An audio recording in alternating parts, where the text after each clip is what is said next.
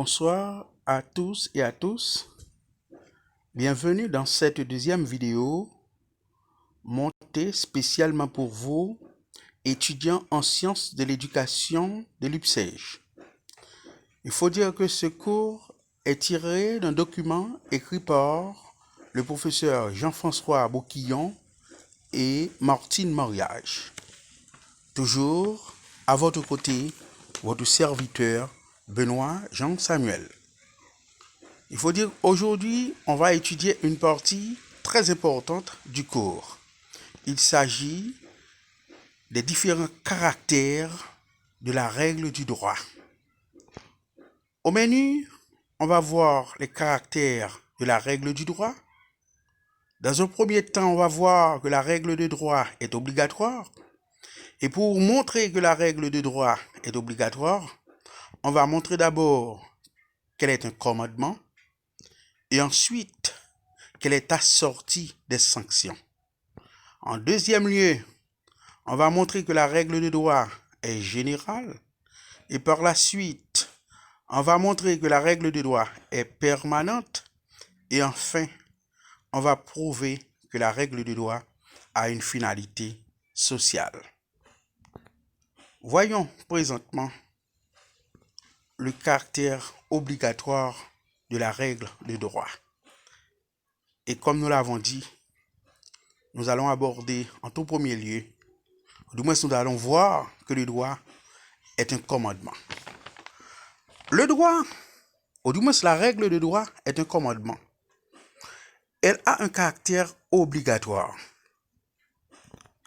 Si elle était dépourvue de ce caractère, elle ne serait qu'un conseil laissé à la discrétion de chacun et non un ordre. La règle de droit doit être respectée pour pouvoir jouer son rôle d'organisation de la société. S'il n'y avait plus de règles obligatoires, ce serait le règne de l'anarchie. La règle de droit ordonne, défend, permet, récompense ou punit. Et même lorsque la règle de droit est permissive, elle a encore un caractère obligatoire parce qu'elle interdit aux autres de porter atteinte à cette liberté. Par exemple, le droit de grève est une règle juridique obligatoire et l'employeur ne peut s'y opposer. La règle de droit est assortie des sanctions. Il a un caractère coercitif. Il est sanctionné par l'État. Et c'est cette consécration par l'État qui fait la règle de droit. Pour obtenir le respect du droit, des contraintes et des sanctions sont prévues. Lorsque l'autorité judiciaire constate la violation d'un droit, elle requiert la force publique pour que celle-ci contraigne le contrevenant à respecter le droit. Il est possible d'exiger l'exécution de la règle de droit au besoin en recourant à un organe de justice institué par l'État. Par exemple, la police, la gendarmerie, etc. Ce caractère obligatoire permet d'opposer, mes chers étudiants, la règle de droit aux autres règles. Ainsi, la règle religieuse, la règle morale ou la règle de politesse sont dépourvues de ce caractère obligatoire.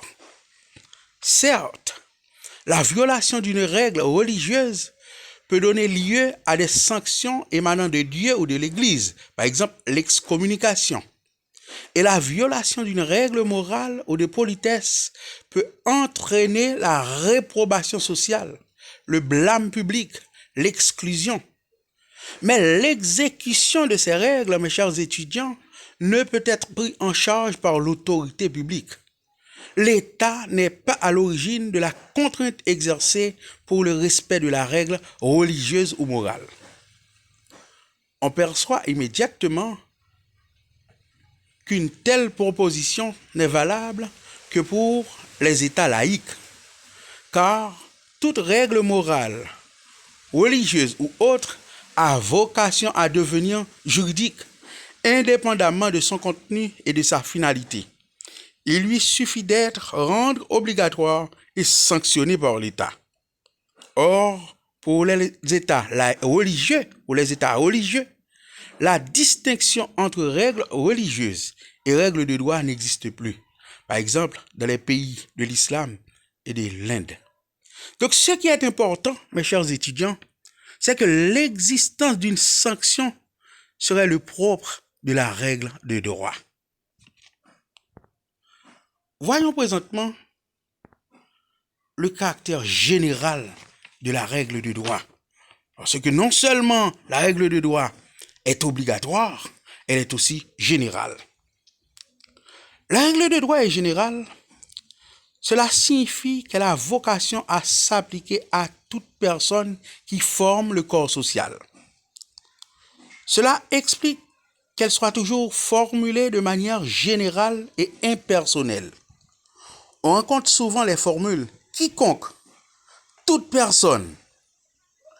La règle concerne chacun et ne vise personne en particulier. Cela ne signifie pas pour autant que toutes les règles de droit ont vocation à régir toutes les personnes. Parfois, la règle de droit s'applique à un groupe de personnes. Par exemple, il y a des règles qui concernent uniquement les salariés, uniquement les employeurs, uniquement les médecins. Mais il faut dire que la règle de droit est générale parce qu'elle a vocation à s'appliquer à toute personne appartenant à cette catégorie. La règle de droit n'en est pas moins générale parce qu'elle vise une catégorie de personnes sans viser personne en particulier. Même si la règle vise une catégorie à laquelle une seule personne appartient, exemple le président de la République en fonction, elle conserve encore son caractère général parce qu'elle ne nomme personne en particulier. Donc là, on va dire tout président, mais on ne va pas dire Jovenel Moïse. Donc là, la règle concerne encore son caractère général, même s'il n'y a qu'une seule personne qui appartient à cette catégorie. En principe, ce caractère général de la règle de droit est une garantie contre l'arbitraire, contre la discrimination individuelle.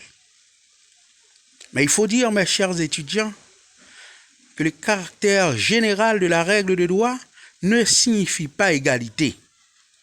La règle de droit peut être discriminatoire à l'égard d'un groupe de personnes pour des motifs louables.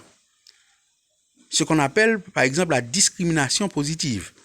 Accorder plus de droits aux personnes âgées, plus de protection aux femmes enceintes, aux enfants. Donc ça, c'est la discrimination positive. Là, il n'y a pas égalité, même si c'est général, il n'y a pas égalité, mais c'est pour des motifs louables. La généralité de la règle de droit est une protection nécessaire, mais insuffisante contre l'arbitraire. Ce caractère général de la règle de droit permet de la distinguer à d'autres normes juridiques. Ainsi, une décision individuelle, même émanant de l'administration ou du Parlement, n'est pas une règle de droit. Exemple, un permis de conduire, une notification de droit, une loi qui ordonne les funérailles nationales pour les obsèques d'un homme d'État, un ordre de réquisition, une nomination par décret à une fonction publique ou à un titre honorifique, etc. Ce n'est pas règle de droit, mais une disposition personnelle. Il en est de même d'un jugement tranchant un litige particulier. Il n'édicte pas une règle de droit à vocation générale. Il répond au contraire à un problème particulier. Dans les deux cas, il ne s'agit pas de règle de droit, mais d'une décision. La règle de droit a aussi un caractère permanent. On dit que la règle de droit est permanente parce qu'elle a une application constante pendant son existence. Elle a vocation à régir l'avenir, à durer un certain temps. Cela ne signifie pas que la règle de droit soit éternelle. Elle a un début et une fin.